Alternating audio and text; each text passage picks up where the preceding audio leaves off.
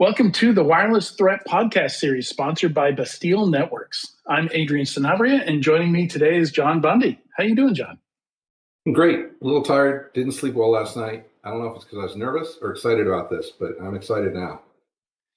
Well, demos are famously fickle, so good luck to you on this recording. And we're going to do a bunch of demos today. I'm very excited about it.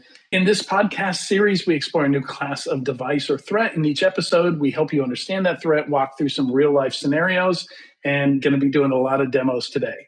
Ultimately, the goal is to answer the question, should you be worried about this? If you have any devices, threats, or attacks you want us to dissect on this podcast, please let us know in the comments. In this episode, we're going to demo some actual Bluetooth attacks and talk about how they work and how practical they are. And this episode will feature a lot of visuals. Jon will be sharing his screen as he shows you the different tools that he's using to interact with Bluetooth devices and the Bluetooth protocol. So make sure you're checking out this episode in video form so you don't miss all these interesting demos. All right, let's get started. And so I think starting off, one of the interesting things about Bluetooth is not all Bluetooth attacks require hacking, right? Like you can just run some searches, see what's out there, connect to them. Yeah, especially on Bluetooth Low Energy, where it's designed with advertising, right? So these peripherals just kind of shout out their presence. Like, I'm here, connect to me, talk to me, learn about me. And you can sniff them with Bluetooth Low Energy sniffers. You can see them with phone apps. There's tons of phone apps that will do that. There's command line utilities. There's desktop applications. There's lots of applications where you can just look to see what's out there, what they're saying about themselves without even transmitting a single packet. Just listen. And then you can connect to most of them and say, hey, tell me more about yourself. What services do you have available? Now, a well-designed device will say, well, look, I don't know you. Let's pair, let's bond. I think we talked about that earlier, the difference between connecting, pairing, and bonding. Connecting is just, hey, let's talk. Let's get off these advertising channels and go talk on this frequency hopping. So pairing, I should note for people listening to this, if you want to understand more about how Bluetooth works and some of the vulnerabilities and hacks out there, check out the last 3 episodes we did. I should have mentioned that at the top, but we spent a lot of time just kind of breaking down how the protocol works. And if you watch those, you'll understand Jon's statement. If the device is well designed, that's foreshadowing. That's the gotcha. Yeah. So you can usually connect to these devices. They're designed that way, right? And then if they're well designed, they'll say, okay, look, I don't know you. Let's pair. Let's exchange some cryptographic material. We'll get some keys and then we'll encrypt the communication because this is a little sensitive. And then if usually that leads to bonding where both parties store their keys so they can easily reconnect in the future without going through the pairing process. But a lot of devices, you can just connect and you can read some of the data or all of the data, which we're going to see later. Right. Convenience is the primary goal here. Convenience, absolutely. And to further that, vendors have taken that the next step, which we'll talk about later, to make things more convenient. And that's usually at the cost of security. So at this point, we could either show a Bluetooth scanning app on a phone. We could show sniffing over the air. Does anything sound interesting? Yeah, I think the phone app, that's going to be the most accessible thing for people to try out. I urge you to try this out. This is something anybody can do just to kind of get an idea of how much stuff is actually out there, how many of these Bluetooth devices are out there and constantly talking. Yeah, so at this point, what I'm going to do, I'm going to look for just the tool and download it really quick. This is a Samsung A35. So it's a relatively recent phone. And I'm just going to pick a random app. I think I've used this one before and see what it does. And there's dozens of these sorts of BLE scanner devices. And here we go. Okay. Educational use, that's what we're doing. This is a burner phone, so I'm okay with this. Notification's fine. Wow. Things are so hard to use these days. Okay, and there we go. And it's like, here's some devices. And it's just showing you things that are advertising because it's BLE only. These are only Bluetooth Low Energy devices. Some applications would do Bluetooth Classic as well. But you can see I've got some streaming devices that are always shouting out NVIDIA Shields. A few I think at this point, Plod needs to pay for a sponsorship slot. They're featured so often. And Here, only 9, which is amazing, but that's probably because most of my stuff gets shoved in a Faraday cage when I Yeah. remember it. There's probably laptops.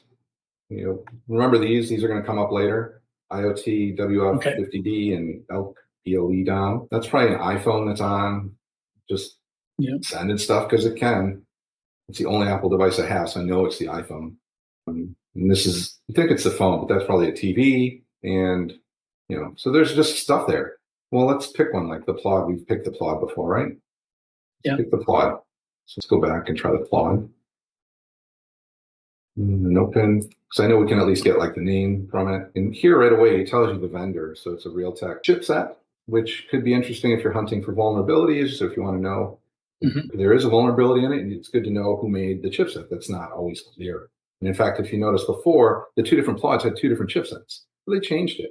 Went from Realtek to Nordic. It has a bunch of services, transmit power, battery services.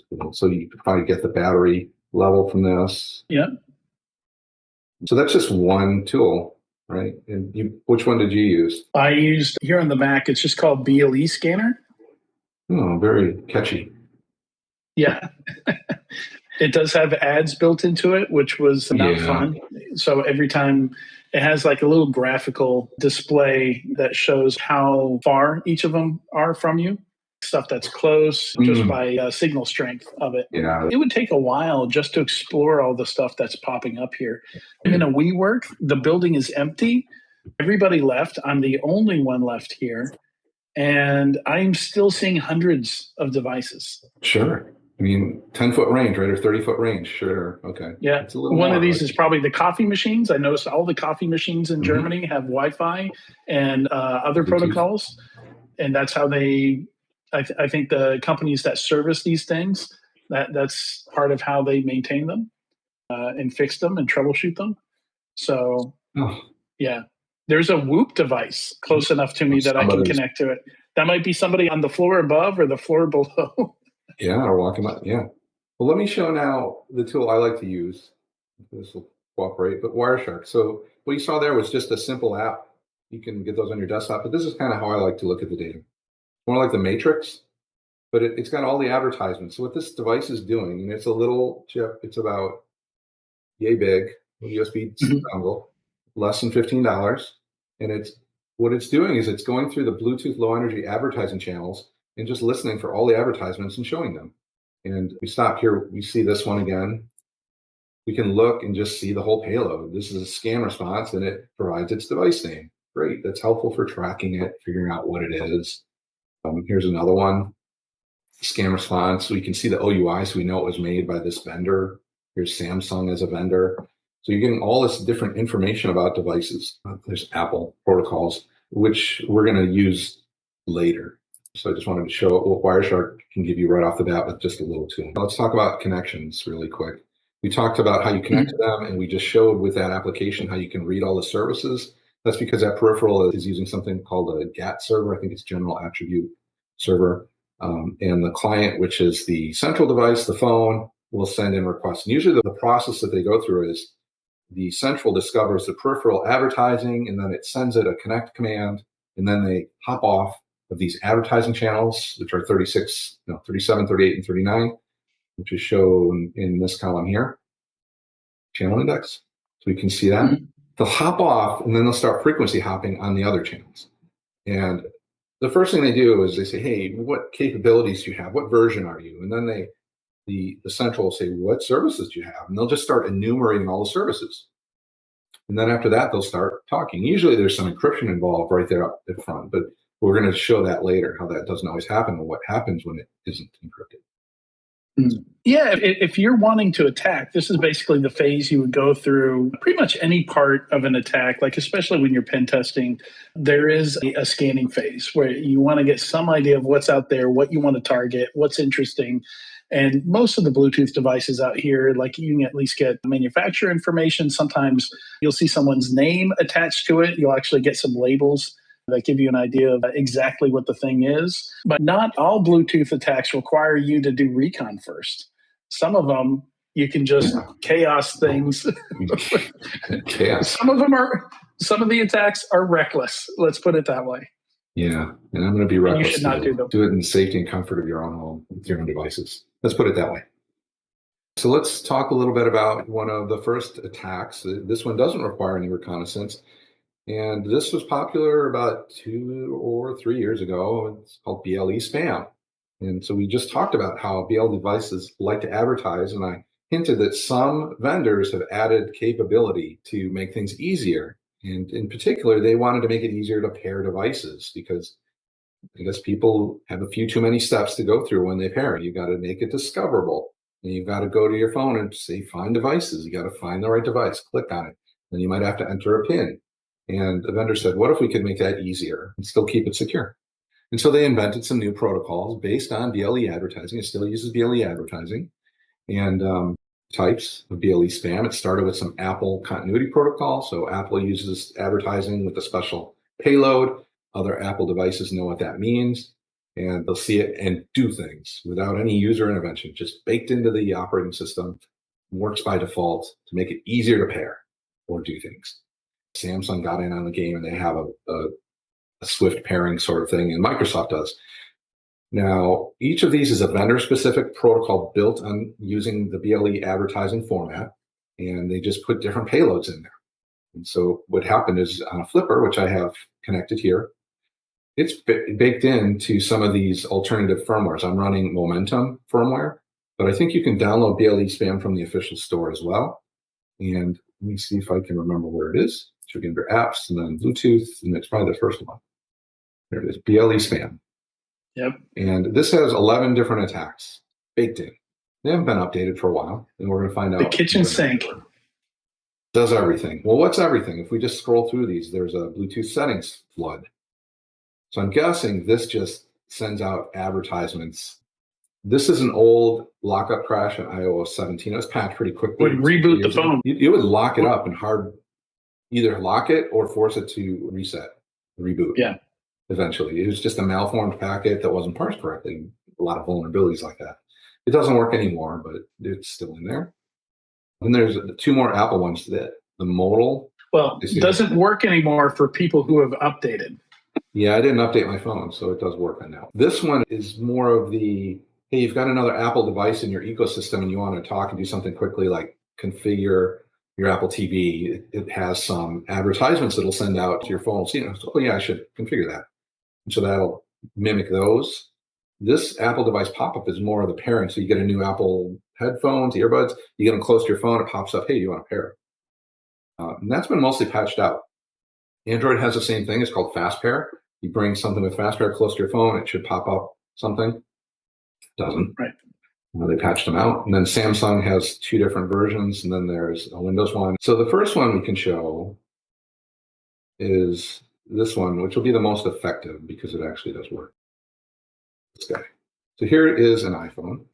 We've got the Samsung up over here. Let's go to there, and this is an iPhone 12 running iOS 17. And so if I just start this one, it'll do stuff. Okay. So now it's just, my Apple phone is just popping these up as fast as can be sent. These are being sent at 20 milliseconds. And what's fun is if we just look in Wireshark again, because that's going crazy, we just sniff. What we should see is lots of Apple continuity protocol. So I just have a filter for different things. And let me get to the bottom of this. You can see this scroll bar is just going nuts. So the flipper is sending these out every 20 milliseconds, just ripping them out. And eventually either the iPhone's like, you know what? Something's not right. I'm going to slow this down, or it's just trying to catch up. So I'm going to stop this. Yeah, I think packets were at over 10,000 or something like that. I saw at the bottom. 14,000. Yeah, look at him click away. And it should be off now. Well, like that's really disruptive. That was rude. Yeah. So not only is it an annoyance, it's also cluttering up the airwaves a little bit. You're just throwing out noise. And it could cause issues with other things. It's not clear. Yeah. It's mostly an annoyance. There's not really a practical use case for this, even in an attack, unless, I don't know, you're trying to distract somebody or interrupt somebody. Yeah, I guess. It's mostly being rude. Yeah, so let's try this one. This one I think has been patched out. And he's like, well, how did they patch it? Well, Apple controls the protocol. You see this just picked up again. And I think what they did is they learned over time all of these UUIDs, these IDs that are being sent. Let me see if I can grab one of these and open it up. And so it's sending this proximity pairing request. And it's saying that, here's the model.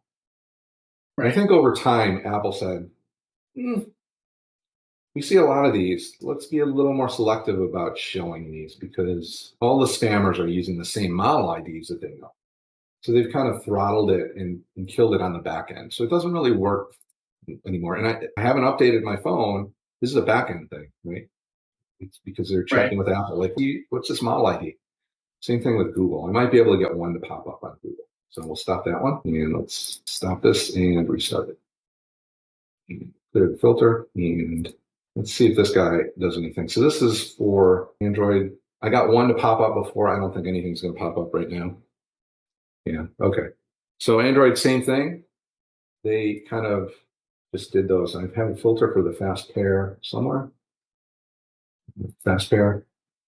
You can see all of these fast pair things that are just being sent. And what's interesting, on the very right-hand side under service data, you see a lot of numbers. Those are the model IDs that are hard-coded into the script. And I think Google has just said, you know what? Every time we see those, it's usually not the right thing. Let's be selective. So here's the format, service data right here. So model ID 470. And I think on the back end, Google has just said, it's sketchy. Let's not pop that one up.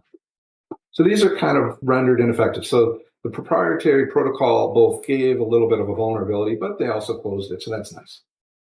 However, I would imagine, like, if you basically reserved some of those numbers just as like a canary, you could very quickly detect this kind of stuff if people didn't know which model IDs were the canaries that were never actually used or given out. But if they weren't given out, so the only way these work is people harvested these model IDs. They weren't randomly. They had to find devices in the wild. So these came from real data. Okay. They came from real data. Yeah, they're actually real devices, but now Google's getting a little more selective about. I thought it was just brute forcing the space. Yeah, it feels more like it's either maybe they're using heuristics or something to go, it's not supposed to come this quickly, or you've got some other part wrong. But it's really a very simple advertising. So I'm not sure how they're deciding not to show those. But yeah, like I said, I got one to pop up and then it ended. It used to be you get these half sheet pop-ups and it just never stops. I can't do anything. That's the point. Yeah. It's just annoyance. On Windows, this will just start popping up things right away. Yeah, I've tested this on my Windows boxes, and it's. So if you see on the bottom right, it just pops these up, and they're usually weird names. And so they're like Momentum firmware. It's got emojis in it. It's just random stuff coming up, and so it's an annoyance. And the reason this works is because Microsoft doesn't have a global database of model IDs that I know of. It's all handled locally.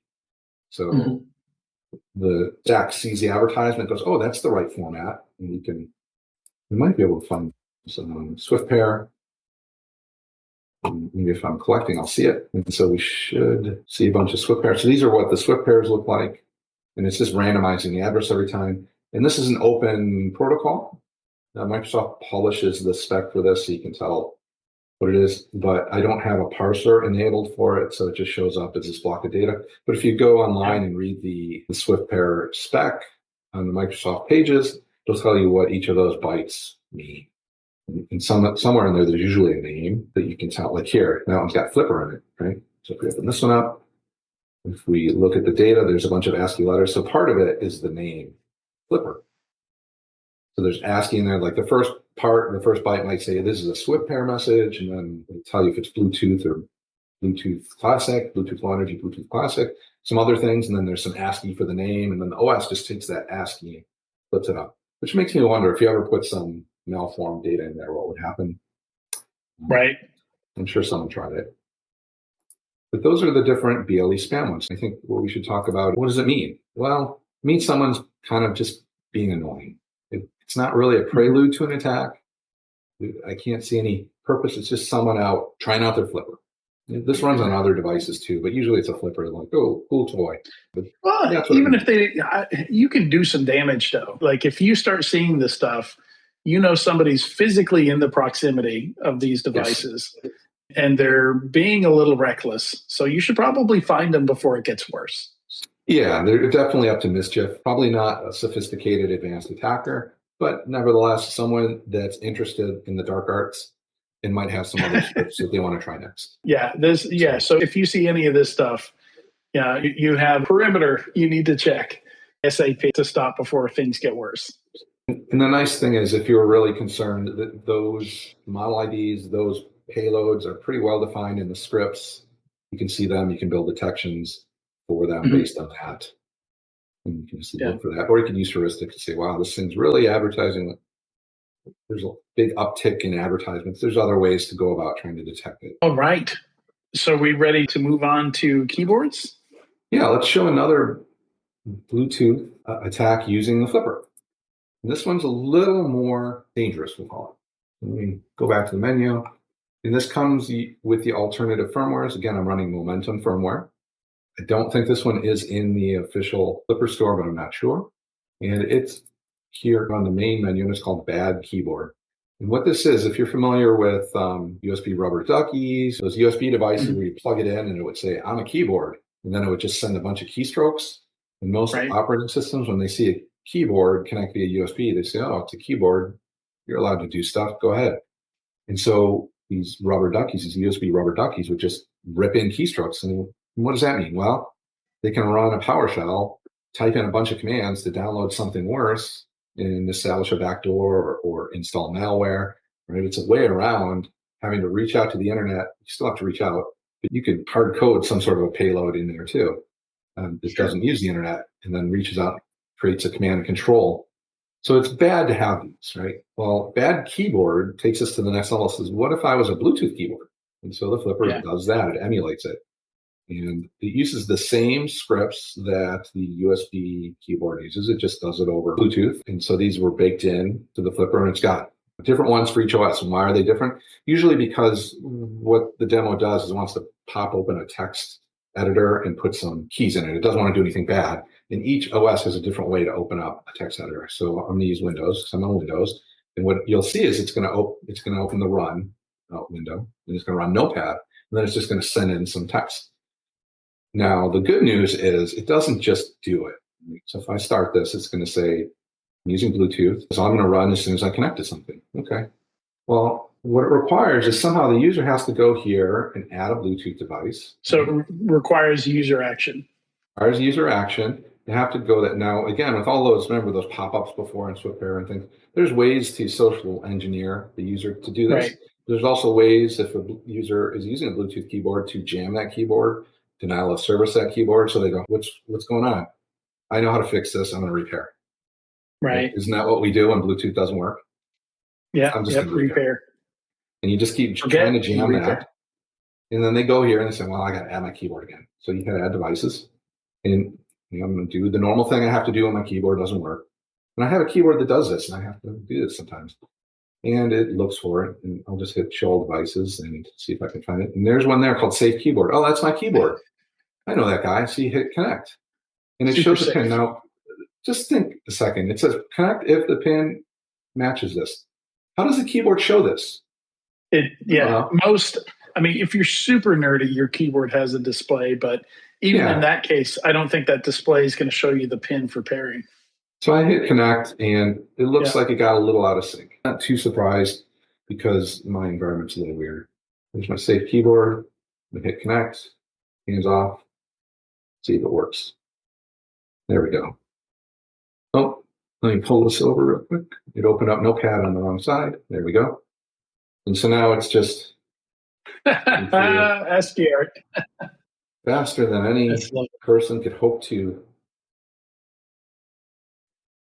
You can see it's dropping some stuff, but I would say I have a noisy RF environment here.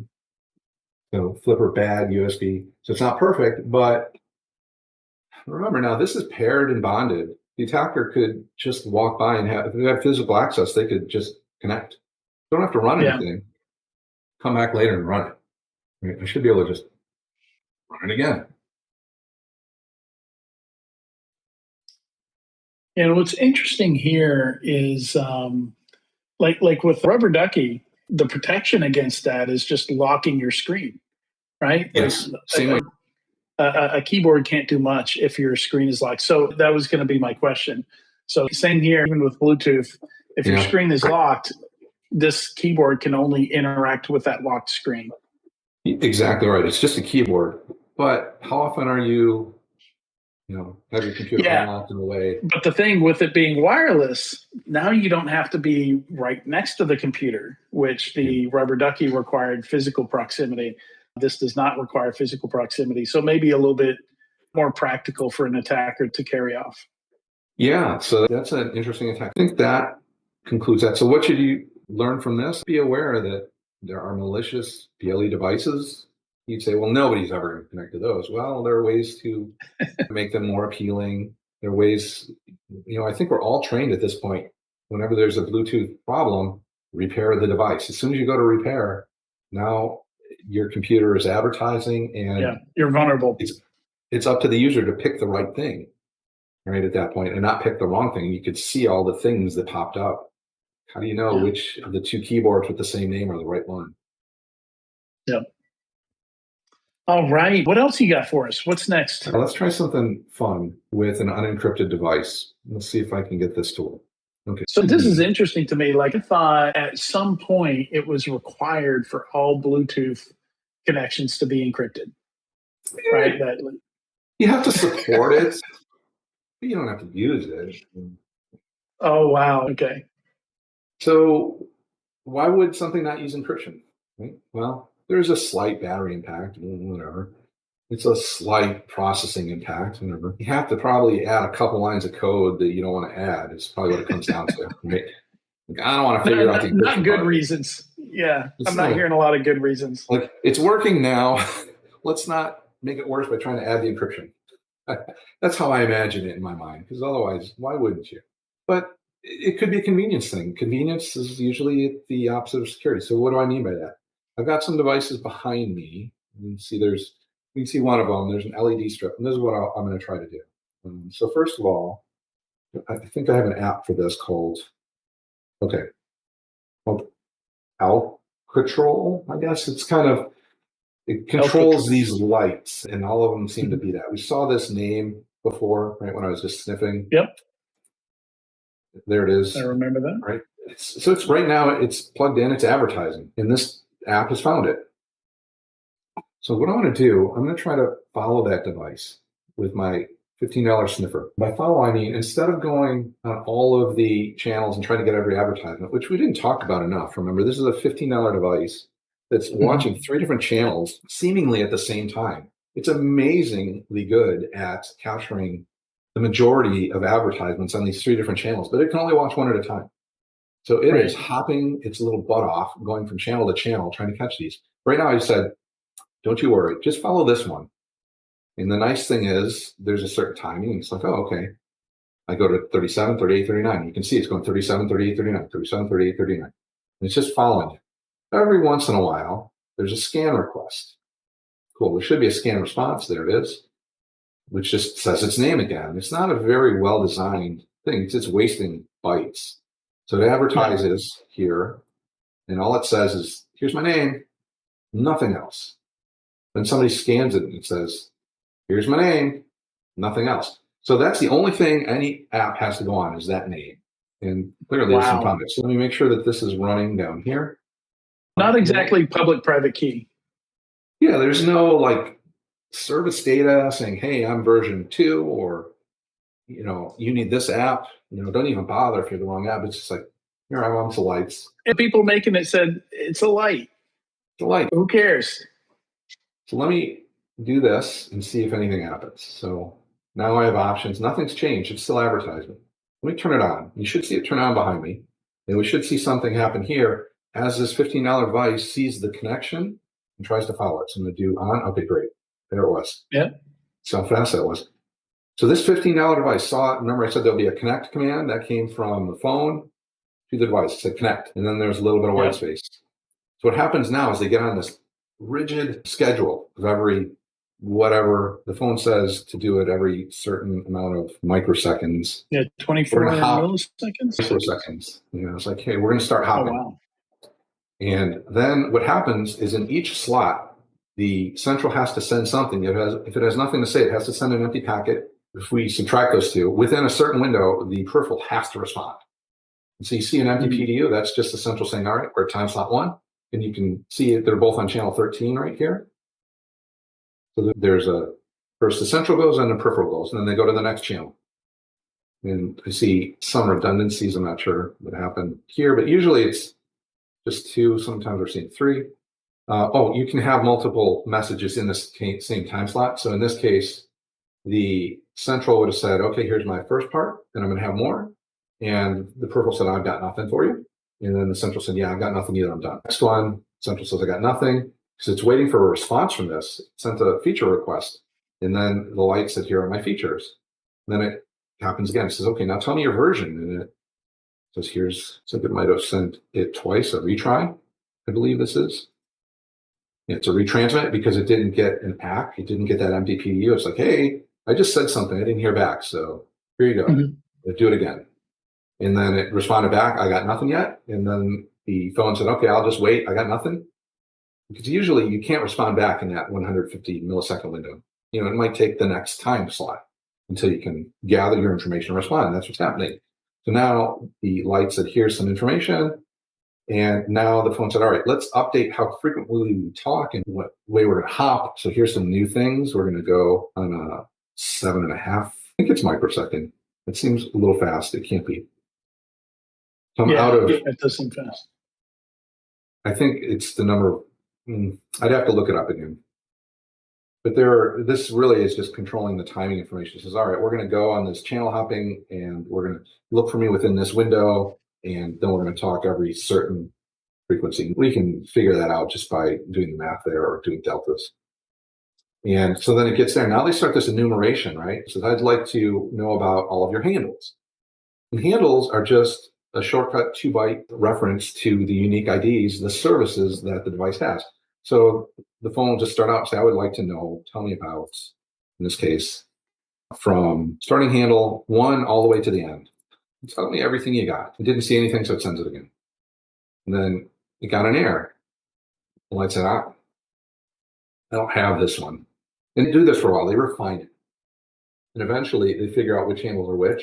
And here they've got a handle 4. And it goes from 4 to 9. And it maps to this UUID. And eventually they figure things out. They list all the handles, and then the device says, okay, great. Now I know which one to use because I was looking for F03, but I know now I have to use handle 9. It's I need to write this. And I turn them on. So you see the lights are on. Okay, but what if we could do that? So now we know everything we need to know. Handle 9, which I know from the previous information, is UUID OXFX03. We can use that. Let's use one on the desktop. We'll use Nordic NRF Connect for desktop. They have a phone version too, which I'll try to show. And this is called the Bluetooth Low Energy application. And I have to use a different dongle flashed with a different firmware. I'm going to plug it in. I think it was interfering with Wireshark earlier, so I haven't plugged it in until now. So I imagine the relevance here is that because it's unencrypted, we can capture any of these commands that are sent and basically replay them. Right? That's a good point, right? And because there's no encryption, remember what I said earlier, is usually what will happen, there'll be a connect, we'll see that, there'll be these feature requests, no encryption yet, because you want to know what the other device can do before you start encryption, version, which helps with that. And at some point, some of these requests are even unencrypted. There's some basic information that's always available that might not need to be encrypted. At some point when the phone hits a service that is supposed to be encrypted, the peripheral might say, oh, okay, we need to start encryption here, and then they'll negotiate keys. The pairing will happen. To us, it happens instantly, but in reality, there might be a few of these read requests and responses that have happened before any of it happens. And once it goes encrypted, then we don't see it. But in this case, because they didn't bother with encryption, we saw everything. And not just lack of encryption, but also it's not doing anything to authenticate the source of the commands. No authentication, no encryption, and it doesn't even hold the light strip. After there's no additional command, the connection just ends. So anybody else can hop in now. You don't even have to wait for the app to close because the phone's like, well, I sent my command. It looks like the user didn't send another command, so let's just stop. And then the LED strip went right back to advertising. So you can see it's been advertising the whole time. And now we see it here, and I can connect using this application or phone. That says, do you want to update the connection intervals? No, I'll just leave it. And now I know this one, FO3. And so I have the off commands and the on commands, but we saw the on command already. Let me just paste in an off command, or what I think is the off command. See if they turn off. Let me make sure I can see behind me and send it, and they turned off. Right now, that device is in a connection unencrypted. And I can go back. And just to clarify what happened here, like you weren't paired with that device or anything, right? No pairing, just a connection, just a straight up connection. We can see here too. Yeah. You see where it says I like that it's visual. Yeah. Unencrypted link. So kind of on the bottom of that pop-up, it says not bonded and it's unencrypted. And I can just Yeah, it looks like milliseconds, 7.5 milliseconds. Yeah, that makes a lot more sense. You know, but some things do happen in Yeah. a microsecond range. I mean, it's amazingly fast. Okay, so I'm going to just pull out some of the noise. Okay, cool. And go back to up here and let's get rid of the empties. I don't think I've ever used Wireshark for Bluetooth. I love that you can do just about everything with it, even USB. As long as you capture it. And even without these tools, we mentioned the HCI level before, the host controller interface level. There's a level at the OS that takes care of what you want to send, but not the radio and encryption part of it. And it passes it down to the Bluetooth stack, which then decides how to chunk it up, how to encrypt it, and what channels to go to, and all that radio stuff. But at the host layer, you might see the command. It's like, hey, send this on command for me, would you, over to this handle. And it passes down. You can usually get that from most OSs using some tool or another. With a little bit of work or an added tool, you can just see what the host is saying, and that's all unencrypted because it doesn't get encrypted when it goes to the air. So you could still extract it, but you'd have to deal with encryption. So at this point, they're off. And just to prove that this was the on command, we find this write command. There's the write command. And I'm just going to see if I can copy this value that we got from over the air. Copy the value. Just delete it. Paste it in and send it. And it should turn on. Did they turn on? Yeah. Yeah, right. Yeah, okay. It did. So that's, that's what, if you ever see a BLE hacking class, this is kind of what they start with. Like, look, this stuff is available you can do this. You don't even need a Nordic sniffer. If you get it at the HCI level, you can use a $5, what they call a CSR dongle. Yeah. It says BLE 4.0 is etched on it. A couple of those in a drawer, I'm pretty sure. Yeah, they were cheap, ubiquitous at one point, and they're cool because you can change the MAC addresses on them and spoof things. Okay. You can use them in Linux at the HCI level. You can just then, on the command line, you can do all of this. You can scan, connect, enumerate, read, and write, all on the command line. I find it a little tedious, but you can do it there. Now, I said we could also do this, I think, with the same app, same Samsung phone, same Nordic software. It should show up here again. There it is. We can connect here and see basically the same things, right? I can write. Let's see, what do I have saved here? I saved the on. It's already on. So let me install that. Let me get the off command again. Just save it here. And we'll send the off command. Well, it's right here. Then I'll use my phone and is it off? It's off. Okay, cool. And so that's a bit of a pain because I'm connected to my computer. I can just copy paste things in. But if you're trying to type in those bytes by hand on a little phone keyboard, not fun. But the nice thing is you can save it. I saved the on command here. We should be able to just click on it. It's a nice feature. It's on. There you go. I've just hacked an LED strip. What does that mean? Well, it's nice to know things are using encryption, isn't it? Because now they're possibly vulnerable to these replay attacks or sniffing commands from the air or reverse engineering it. And then anyone can send them. So if anyone has these, you don't even need to hack this particular one, because if anyone has these lights, they can get the application for it. And if there are other lights nearby, you could just go and connect to them. They would show up here and you can just connect and send commands. No, is this the right pin? No, hey, we've got a pair. You just connect and you do that. Now, these are lights, no biggie, but what if keyboards don't have encryption? It's terrifying. I think most of them do, but I can't say that they all do. Yeah, they don't all, right? Like we assume that, but there's a lot of these Kickstarters, a lot of people, maybe they don't know, they don't have experience with Bluetooth, right? They're making their own device.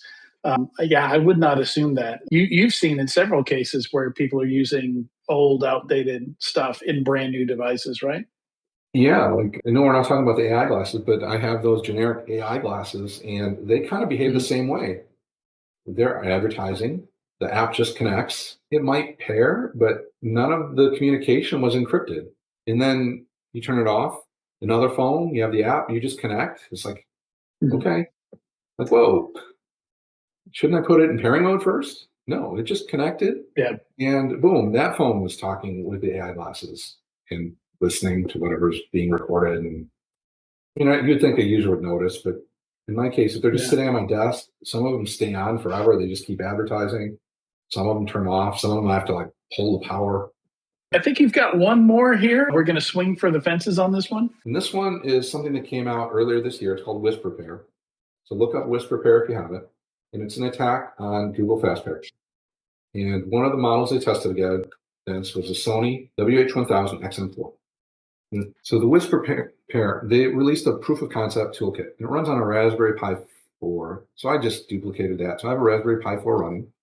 And what I do is I just start up this service, and it's been running the whole time. It looks like there's some things Mhm. going on. And it basically says, connect here to this page, please. So I think I've got a browser up somewhere. Okay, cool. So this is what it looks like. Let me refresh it, see if it works. There we go. Okay, so All now it's right. running on Raspberry Pi 4 using Node.js, clearly unstable. Of course, lots of weird stuff. But you get this web page and it scans all the devices again. Common theme, right? We've seen tools that do this. All these same devices, they just show up. Boom. So I've got these on. They're currently paired, but yet they're advertising. And we can prove that if we just go here, start sniffing. And is the reason they do this because you can connect them to multiple devices at the same time? Exactly right. Yeah. Look for fast pair. Not all headphones do this, but And these are fancy headphones. okay.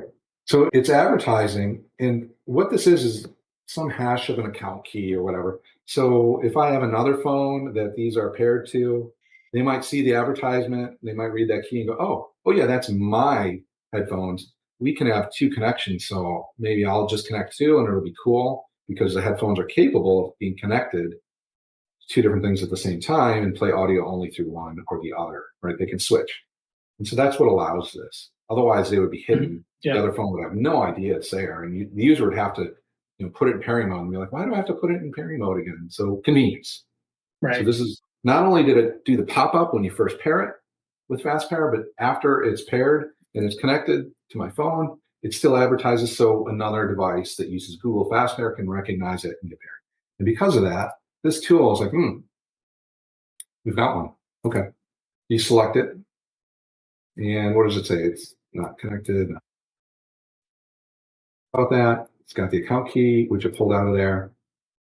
Let me see if I can connect it. So usually now it'll try to read some things, and what it wants to know is the model ID, because the way these things work is when you pair, you do the fast pair, the peripheral is going to advertise a model ID, and when the phone sees it, goes, oh, let me check with Google Services for that model ID because it's registered there, and that will give me a bunch of information about what image to display when I pop it up.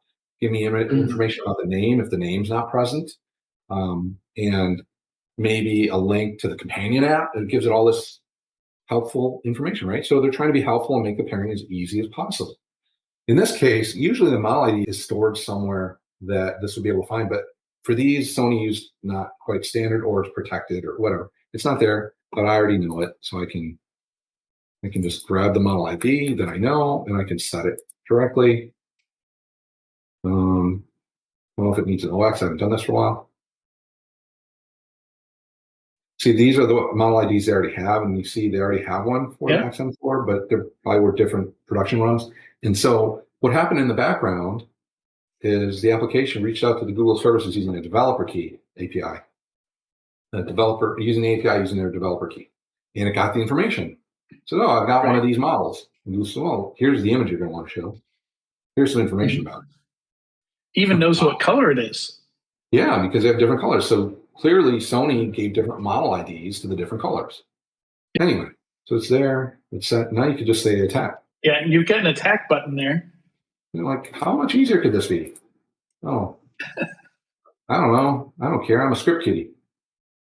Right. Do it. I've had 50-50 on this. Like, the first time I tried, it didn't work. Well, okay, whatever. Second time, it worked. Third time, it worked. So what just happened is it just paired to my Raspberry Pi. And if I Yeah. had these on, I probably would have heard a little ding where it like ding, Yeah. something happened. But I didn't. And I don't know now. And so now if I'm an attacker on that Raspberry Pi, I should be able to trigger the microphone and record things. Oh, That's wow. Mhm. right. So now that's bad. And so Yeah. that was kind of Yeah. what WhisperPair was about. And they had another attack where if Google Password had never been used, they could force a pairing like this and associate their account with it. And then they could use Google's Find My services against the device to see where that device is going. Oh, wow. Yeah, that got Wow. patched out quick by Google. The attack here got patched out by the vendor. So last fall, there was a firmware update to these. So it depends on your device, right? If you have a reputable device, like we talked about in previous episodes, it's more likely that they'll have a patch and a way for you to patch it. You need to use their companion app. If they're like Mhm. you and maybe they don't use the companion app, you might not have the update, right? Yeah. Mine are still not updated. So you might also be vulnerable. So you could try this. And again, there's a repository. It's just that easy now. You used to think Bluetooth hacking was super hard, super complicated, but it's not always super hard and super complicated. And that's some real impact, right? Like Yeah, that's this is bad. something that would be attractive to an attacker is turning on a microphone in a room that they're not in. 100%, right? Like I can tell there's probably people that want to be listening to this before it gets published. They Mhm. might be outside now, right? Just hope he's got those things on. I need to hear this. Hanging There's no out thriving. outside, all your fans, John. Oh gosh. Yeah, so that's a cool one. That's about as far as I've gone with this, just because I'm more interested in does it work and how do you detect it so I can build detections. But if you were to take it to the next step, clearly you go to your Raspberry Pi that just bonded, and you're like, hey, Yeah. this is an audio device. Let's record audio. Let's do that and see what they're saying. Yeah. And because it's just Well, I sitting think here on my neck, I never knew. Never would have noticed. I think one of the really interesting things about these Bluetooth devices is that there's so many of them being produced. And I seriously doubt that there are enough researchers out there looking at this kind of stuff for like those Chinese smart glasses that you have. Like, Yeah. I bet there's a bunch of undiscovered vulnerabilities in a lot of these devices. You know, I looked a little bit, and you're right. There aren't some, but some people have looked at the application, they decompiled, and they go, "Wow, there sure are a lot of links back to Chinese servers for Alibaba, Tencent authentication Yeah. APIs." You're like, "Whoa!" But the nice thing about those, hear me out, because they're not encrypted, people are able to reverse engineer the API, and they built a completely local Nice. application to use They with it, don't which have is to use what the I'll be doing Chinese now. services now. Yeah, so it's just a different app to run on your phone. It'll keep all of that Bluetooth traffic. It'll read it, say, oh, okay, now we're going to go to my local LLM, or now we're going to go to OpenAI, but we're not going to pass through an Alibaba server on the way, right? We're not going to report back to Alibaba or Tencent or whatever those URLs were. You control it that way. And so I like that. But it's Yeah. still, when you get to the end of it, it's still unencrypted. Anyone can see those requests if they want to sniff it and have, a $15 dongle to follow that conversation. It's not super easy, but we just showed it's doable, right? Yeah. I don't think when we first created screen timeout and 15-minute policies for Active Directory, we were thinking about fake Bluetooth keyboards connecting to stuff, the devices. But it turns out that is still a very useful security control. Lock your screen when you're not using your system. Yeah, I would, the things that concern me the most are keyboards, because then you have control over a system. Yeah. These headphone ones concern me because eavesdropping potential. So I guess I would say is there's human training involved, unfortunately, but when you pair with things, make sure you're pairing with the right thing. You've Yeah. heard this before, don't pair on the plane, pair at home, where Yeah. you have some control over the environment. Don't wait till you get to the airport and you're like, oh shoot, I need to pair my headphones, and there's all sorts of Yeah. things showing up. You pick the wrong one, or So yeah, someone that's else. just really useful information is that your device is most vulnerable during the pairing process. Absolutely, that's a very Good point. When you go to that add device mode, not only are you looking for things and you're actively about to connect to something, and there's a big list. And we saw one of those attacks was like fill the list with junk, makes it hard to pick the right thing. But your device is also exposed because it's advertising its presence to other things, and they can try to connect and read information. Now, I would hope they can't just connect and get much out of it, but it's still that window of opportunity. So be very intentional about what you pair with. And when you're pairing, make sure that it makes sense. Like that attack we showed with the keyboard, it popped up a number. It says, is the keyboard showing this number? And you should think to yourself, well, no, that keyboard can't show a number. This is weird. That's not even how keyboard Bluetooth pairing works. Usually it says type this number on your keyboard. That's exactly right. So if it doesn't sound like the way it normally works, that's a red flag. That is a red flag. Now, again, having said that, I know at least one of the AI glasses, maybe that Chinese one, when I paired it on my phone, it's like, hey, is it showing this number? No, it's not showing it. There's no display on it. No. Then I hit OK. That doesn't help. That doesn't help, guys. So, I mean, that's another recommendation there, right? Like maybe stick to devices that are, made in a large number, come from a company that's likely to get its devices pen tested, at least internally, or at least researchers are going to go after this stuff. If you get something obscure, they're never going to get that obscurity is not going to work in your favor in terms of bugs being found and fixed. Yeah, at least like with these Sonys, they patched it before the proof of concept was released. But some little company that's using Google FastPair, did they patch it? Who knows? Yeah. A lot of these Kickstarter devices, like they make them, they deliver them, and then, you're never going to see another firmware update. Yeah. And so another thing might be, if you have old keyboards, we didn't talk about all the different keyboard attacks, but there's some other ones that attack Bluetooth Classic. There was a sleep functionality that's not in the spec, and some vendors put the device to sleep. As we talked about, Bluetooth Low Energy is more efficient, Bluetooth Classic less efficient, so to save battery power, go to sleep. But when it wakes up, you don't want to repair, do you? So the host is like, oh, I see you're back. Well, guess who else could be back? An attacker. Hey, I'm that keyboard that was just connected. Oh, okay. I know you. And they don't authenticate. And then the attacker's in as a keyboard. So use newer devices. If you have old keyboards, maybe think about replacing them, or at least know what they're doing. And if they're vulnerable, you're never going to know for sure, but you can probably think, hey, if it's using Bluetooth Classic, it might be more vulnerable than a newer device that's using Bluetooth Low Energy. Yeah. So that's something. What's the first thing you're going to get when somebody reconnects that keyboard? Your password, because you got to unlock the screen. Yeah, that's the other side of it, is those things sleep and they wake up. They go, where's that host I was just connected to? Guess what? An attacker can be waiting there with a keyboard to attack and become a machine in the middle. And you're right. Let me type my password so that I can unlock the screen, and that man in the middle machine in the middle there can get those keystrokes. So absolutely, get rid of the old hardware because it's not going to get patched. Stick to reputable vendors. Beware of when you're pairing, and does the pairing look like it makes sense? Because there's other confusion attacks that happen during the pairing because it is a vulnerable time. I think those are some of the things I'd want you to take out of this. And know that not everything's encrypted. It can be sniffed, can be replayed, injected.